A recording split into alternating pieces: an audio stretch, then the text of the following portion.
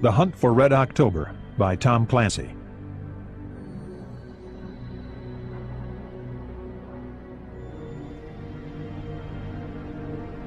Acknowledgements.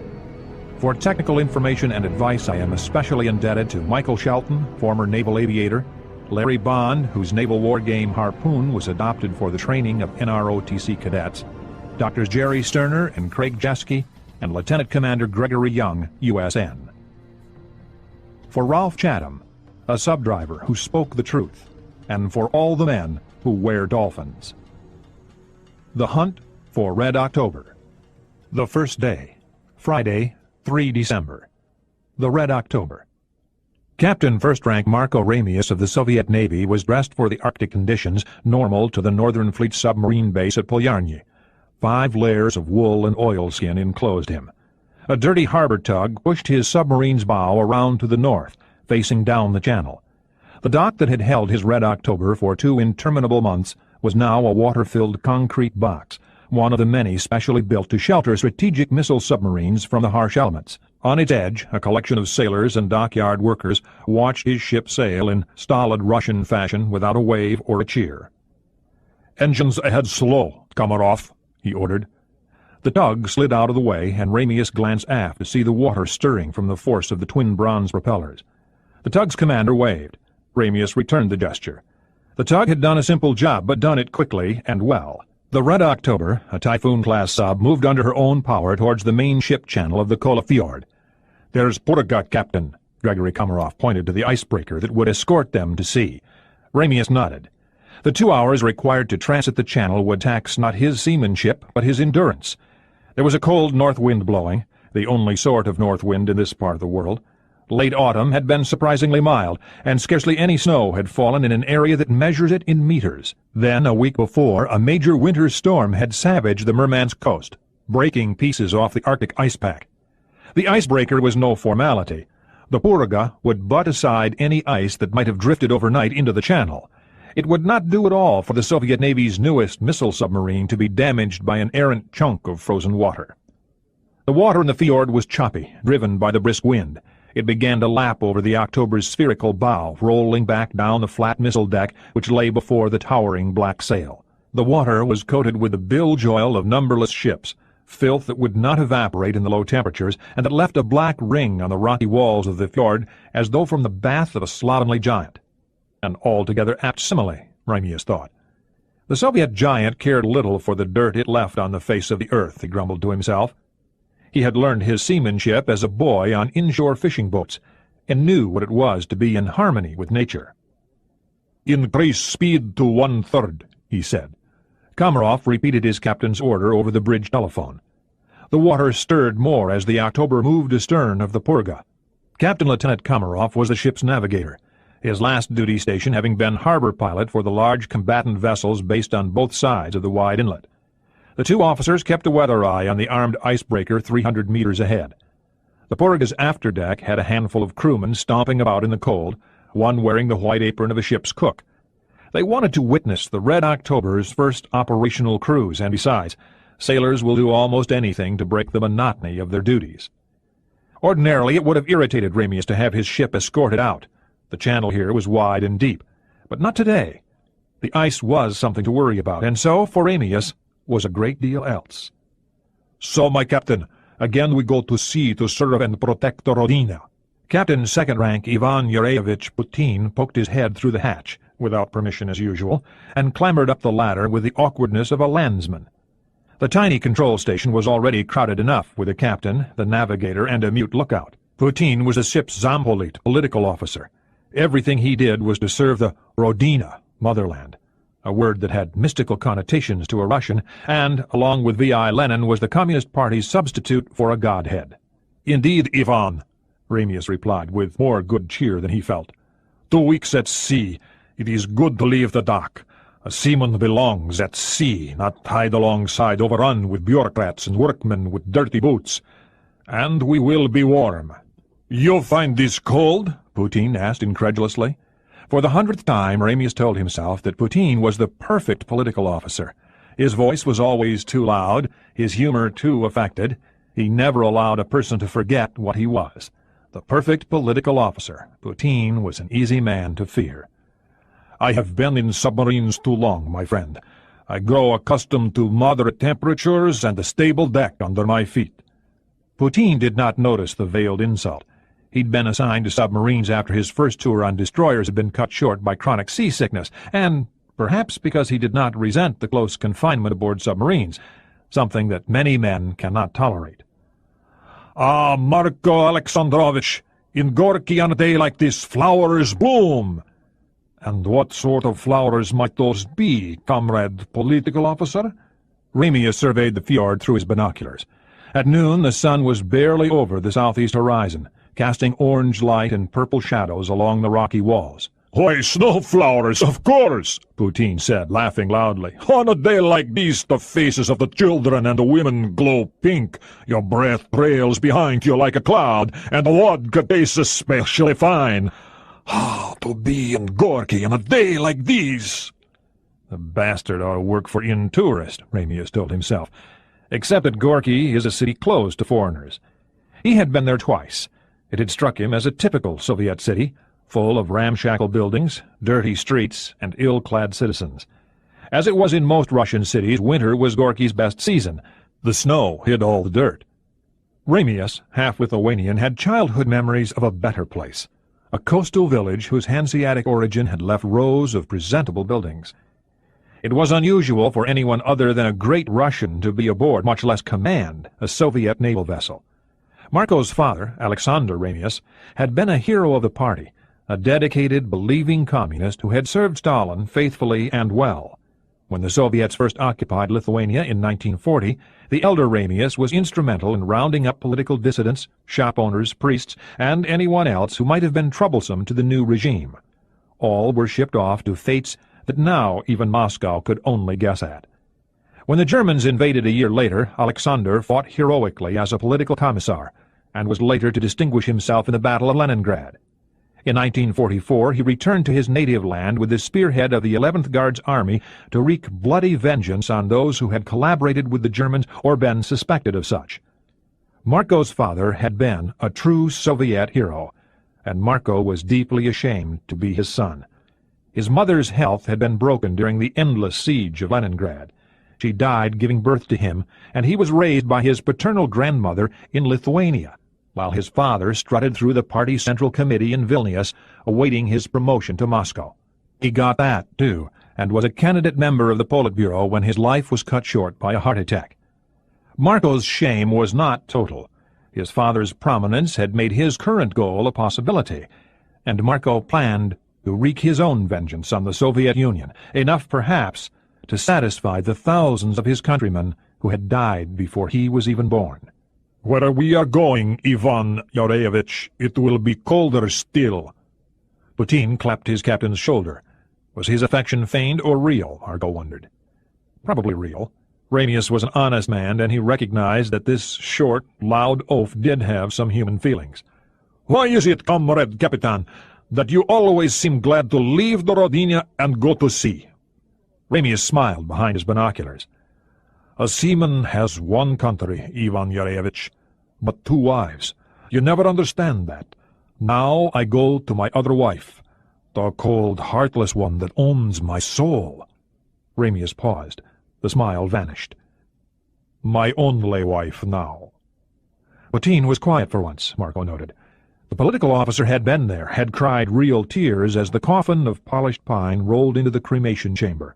For Putin, the death of Natalia Bogdanova Ramius had been a cause of grief, but beyond that, the act of an uncaring God whose existence he regularly denied. For Ramius it had been a crime committed not by God but the state, an unnecessary, monstrous crime, one that demanded punishment. "Ice!" The lookout pointed.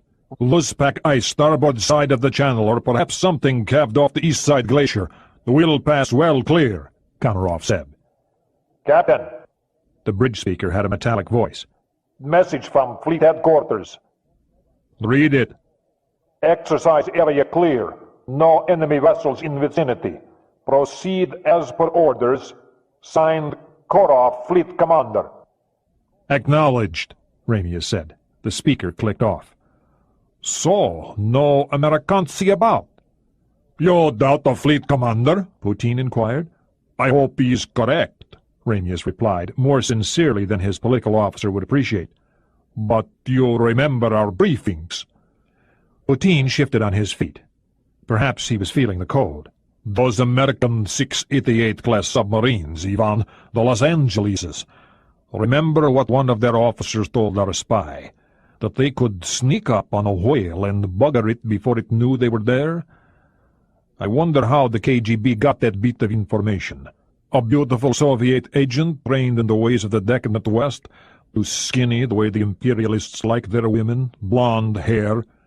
The captain grunted amusement. Probably an American officer was a boastful boy trying to find a way to do something similar to our agent, no? And feeling his liquor like most sailors. Still, the American Los Angeles class and the new British Trafalgars, those we must guard against. They are a threat to us. The Americans are good technicians, Comrade Captain, Putin said, but they are not giants. Their technology is not so awesome. Nasha lucha, he concluded. Ours is better. Ramius nodded thoughtfully, thinking to himself that Zampoliti really ought to know something about the ships they supervised, as mandated by party doctrine. Ivan, didn't the farmers around Gorky tell you it is the wolf you do not see that you must fear? But don't be overly concerned. With this ship we will teach them a lesson, I think. As I told the main political administration, Putin clapped Ramius's shoulder again, Red October is in the best of hands. Ramius and Komarov both smiled at that. You son of a bitch, the captain thought, saying in front of my men that you must pass on my fitness to command. A man who could not command a rubber raft on a calm day. A pity you will not live to eat those words, comrade political officer, and spend the rest of your life in the gulag for that misjudgment. It would almost be worth leaving you alive. A few minutes later, the chop began to pick up, making the submarine roll. The movement was accentuated by their height above the deck, and Putin made excuses to go below. Still a weak-legged sailor. Ramius shared the observation silently with Komarov, who smiled agreement. Their unspoken contempt for the Zampolit was a most un-Soviet thought. The next hour passed quickly. The water grew rougher as they approached the open sea, and their icebreaker escort began to wallow on the swells. Ramius watched her with interest. He had never been on an icebreaker, his entire career having been in submarines. They were more comfortable, but also more dangerous. He was accustomed to the danger, though, and the years of experience would stand him in good stead now. "Sea boy in sight, Capitan," Komarov pointed. The red-lighted buoy was riding actively on the waves. "Control room, what is the sounding?" Ramius asked over the bridge telephone. 100 meters below the keel, Comrade Captain. Increase speed to 2/3, come left 10 degrees. Ramius looked at Komarov. Signal our course change to Purga, and hope he doesn't turn the wrong way. Komarov reached for the small blinker light stowed under the bridge combing. The Red October began to accelerate slowly, her 30,000-ton bulk resisting the power of her engines. Presently the bow wave grew to a 3-meter standing arc of water. Man-made combers rolled down the missile deck, splitting against the front of the sail. The Purga altered course to starboard, allowing the submarine to pass well clear. Ramius looked aft at the bluffs of the Kola Fjord. They had been carved to this shape millennia before by the remorseless pressure of towering glaciers. How many times in his 20 years of service with the Red Banner Northern Fleet had he looked at the wide, flat U shape? This would be the last. One way or another, he'd never go back. Which way would it turn out? Ramius admitted to himself that he didn't much care. Perhaps the stories his grandmother had taught him were true, about God and the reward for a good life. He hoped so. It would be good if Natalia were not truly dead. In any case, there was no turning back. He had left a letter in the last mailbag taken off before sailing. There was no going back after that. Komarov, signal to Purga. Diving at, he checked his watch, 13:20 hours. Exercise Oktoberfrost begins as scheduled. You are released to other assigned duties. We will return as scheduled. Komarov worked the trigger on the blinker light to transmit the message. The Purga responded at once, and Ramius read the flashing signal unaided. If the whales don't eat you, good luck to Red October. Ramius lifted the phone again, pushing the button for the sub's radio room. He had the same message transmitted to Fleet Headquarters, Severomorsk. Next, he addressed the control room. "Depth under the keel." 140 meters, Comrade Captain. "Prepare to dive." He turned to the lookout and ordered him below. The boy moved towards the hatch. He was probably glad to return to the warmth below, but took the time for one last look at the cloudy sky and receding cliffs. Going to sea in a submarine was always exciting, and always a little sad. "Clear the bridge. Take the con when you get below, Gregory." Komarov nodded and dropped down the hatch, leaving the captain alone. Ramius made one last careful scan of the horizon. The sun was barely visible aft, the sky leaden, the sea black except for the splash of whitecaps. He wondered if he were saying goodbye to the world. If so, he would have preferred a more cheerful view of it. Before sliding down, he inspected the hatch seat, pulling it shut with a chain and making sure the automatic mechanism functioned properly. Next, he dropped 8 meters down the inside of the sail to the pressure hull, then 2 more into the control room. A Mitchman, warrant officer, shut the second hatch and with a powerful spin turned the locking wheel as far as it would go. "Gregory?" Ramius asked. "Straight board shut," the navigator said crisply, pointing to the diving board. All hull opening indicator lights showed green. Safe. "All systems aligned and checked for dive. The compensation is entered. We are rigged for dive." The captain made his own visual inspection of mechanical, electrical, and hydraulic indicators. He nodded, and the Mitchman of the watch unlocked the vent controls. "Dive!" Ramius ordered, moving to the periscope to relieve Vasily Borodin, his star palm, executive officer. Komarov pulled the diving alarm, and the hull reverberated with the racket of a loud buzzer. "Flood the main ballast tanks.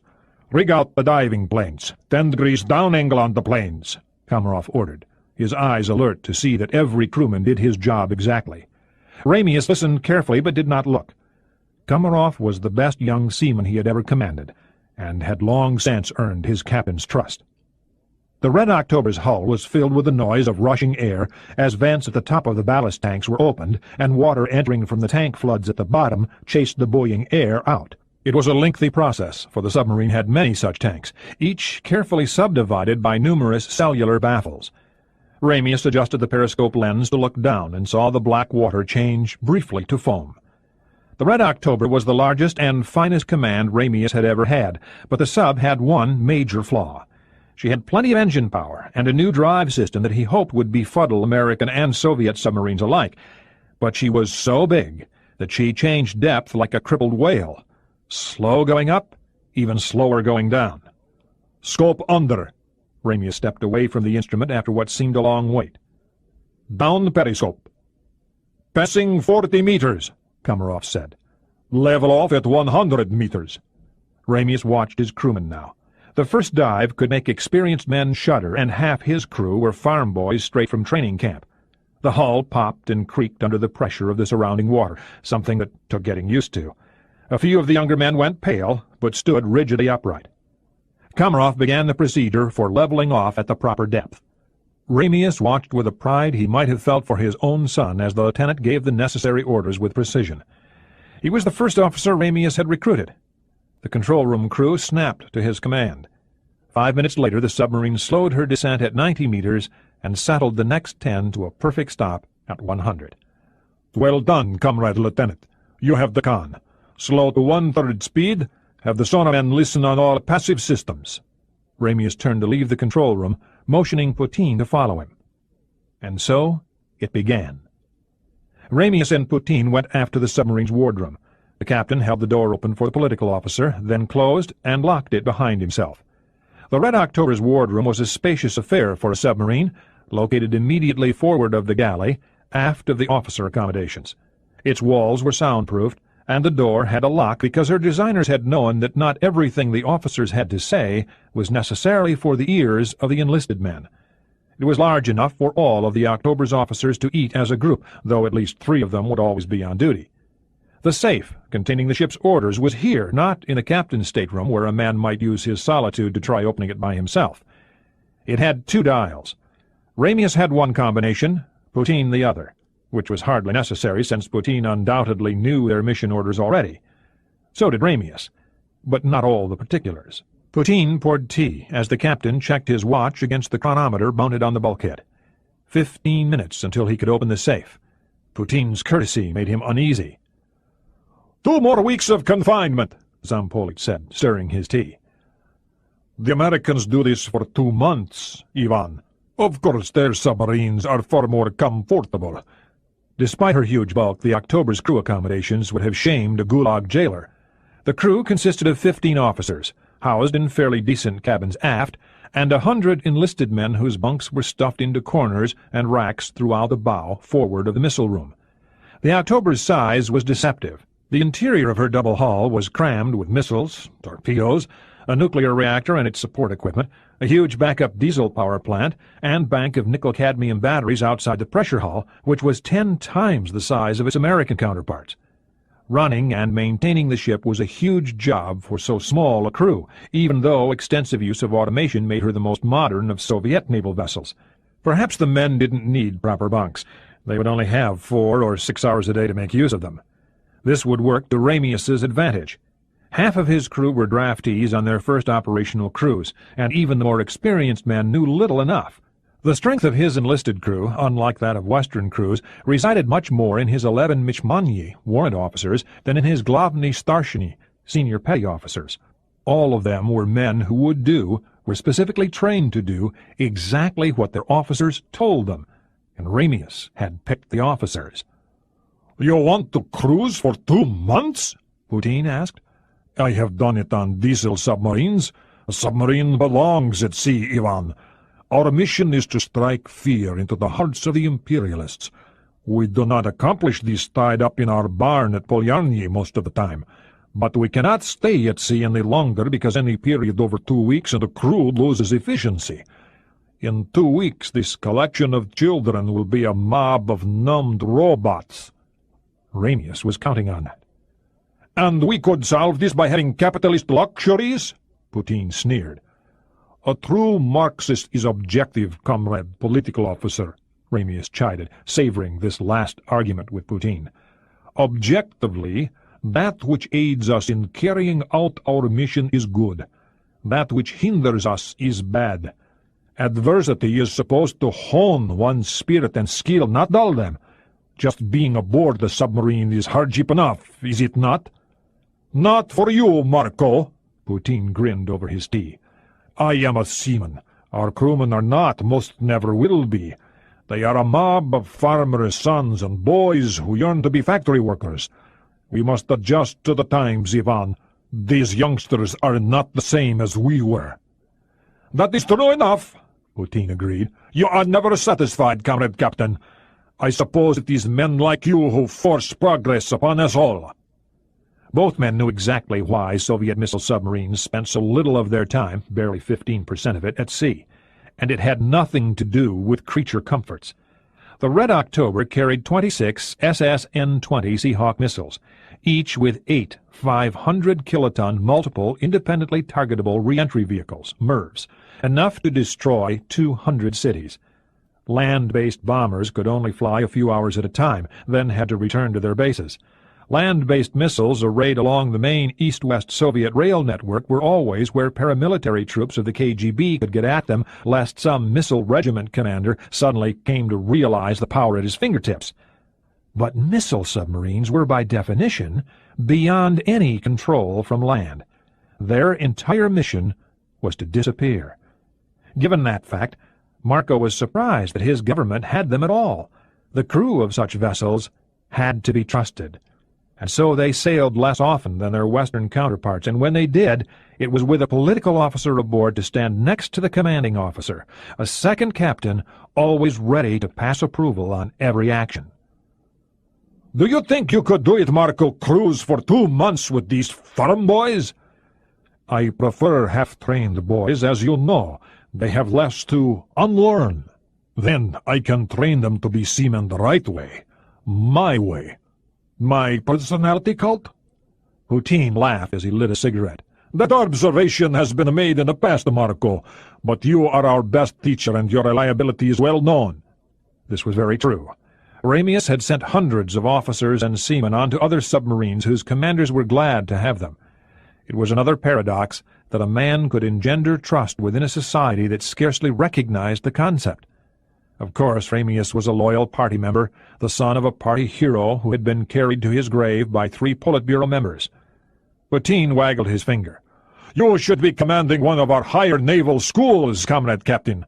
Your talents would better serve the state there." "It is a seaman I am, Ivan Yurevich. Only a seaman, not a schoolmaster, despite what they say about me. A wise man knows his limitations, and a bold one seizes opportunities." Every officer aboard had served with Ramius before, except for 3 junior lieutenants, who would obey their orders as readily as any wet-nosed matros, seaman, and the doctor, who was useless. The chronometer chimed 4 bells. Ramius stood and dialed in his 3-element combination. Poutine did the same, and the captain flipped the lever to open the safe's circular door. Inside was a manila envelope, plus 4 books of cipher keys and missile targeting coordinates. Ramius removed the envelope, then closed the door, spinning both dials before sitting down again. "So, Ivan, what do you suppose our orders tell us to do?" Ramius asked theatrically. "Our duty, Comrade Captain," Poutine smiled. "Indeed." Ramius broke the wax seal on the envelope and extracted the 4-page operation order. He read it quickly. It was not complicated. "So, we are to proceed to grid square 5490 and rendezvous with our attack submarine VK Konovalov. That's Captain Tupolev's new command. You know Viktor Tupolev? No? Viktor will guard us from imperialist intruders, and we will conduct a 4-day acquisition and tracking drill, with him hunting us, if he can." Ramius chuckled. "The boys in the attack submarine directorate still have not figured out how to track our new drive system. Well, neither will the Americans. We are to confine our operations to grid square 5490 and the immediately surrounding squares. That ought to make Victor's task a bit easier." "But you will not let him find us?" "Certainly not," Ramius snorted. "Let? Victor was once my pupil. You give nothing to an enemy, Ivan, even in a drill. The Imperialists certainly won't. In trying to find us, he also practices finding their missile submarines. He will have a fair chance of locating us, I think. The exercise is confined to 9 squares, 40,000 square kilometers. We shall see what he has learned since he served with us. Oh, that's right. You weren't with me then. That's when I had the Suslov. Do I see disappointment? No, not really. The 4-day drill with the Konovalov will be an interesting diversion." "Bastard," he said to himself. "You knew beforehand exactly what our orders were, and you do know Viktor Tupolev. Liar." It was time. Poutine finished his cigarette and his tea before standing. "So, again I am permitted to watch the master captain at work, befuddling a poor boy." He turned towards the door. "I think—" Ramius kicked Poutine's feet out from under him just as he was stepping away from the table. Poutine fell backwards while Ramius sprang to his feet and grasped the political officer's head in his strong fisherman's hands. The captain drove his neck downward to the sharp, metal-edged corner of the wardroom table. It struck the point. In the same instant, Ramius pushed down on the man's chest. An unnecessary gesture. With a sickening crackle of bones, Ivan Poutine's neck broke, his spine severed at the level of the second cervical vertebrae. A perfect hangman's fracture. The political officer had no time to react. The nerves to his body below the neck were instantly cut off from the organs and muscles they controlled. Poutine tried to shout, to say something, but his mouth flapped open and shut without a sound except for the exhalation of his last lungful of air.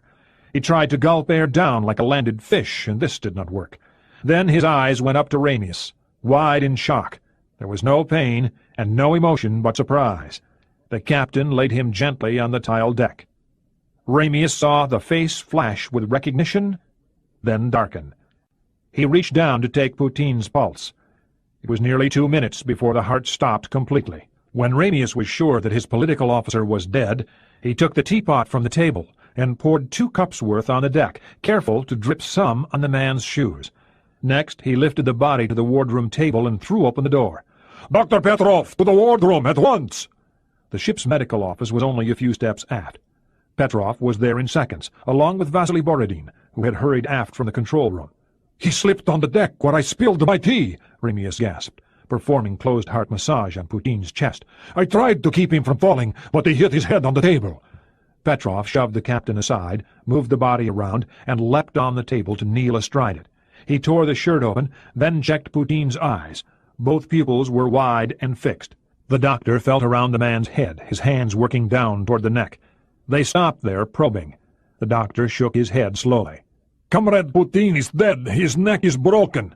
The doctor's hands came loose, and he closed the Zampolit's eyes. "No!" Ramius shouted.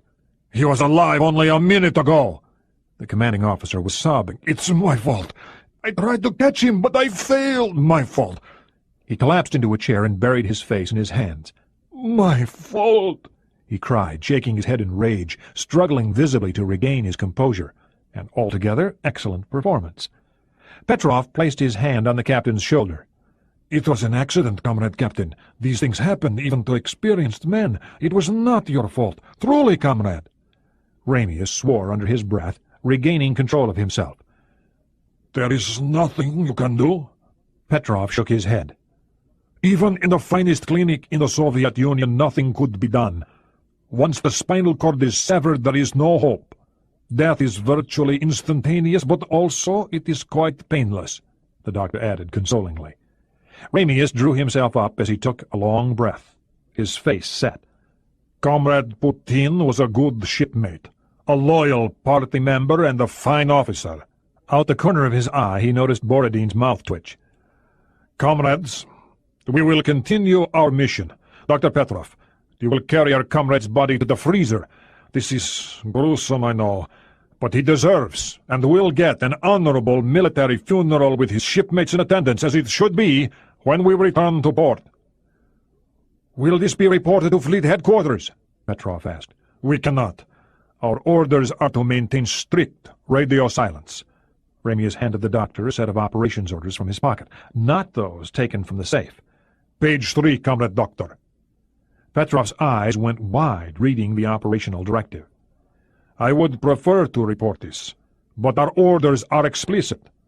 Once we dive, no transmissions of any kind, for any reason." Petrov handed the papers back. "Too bad. Our comrade would have looked forward to this, but orders are orders, and we shall carry them out." "Poutin would have it no other way," Petrov agreed. "Borodin, observe.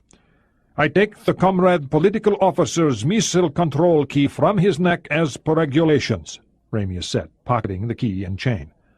"I note this and will so enter it in a log," the executive officer said gravely.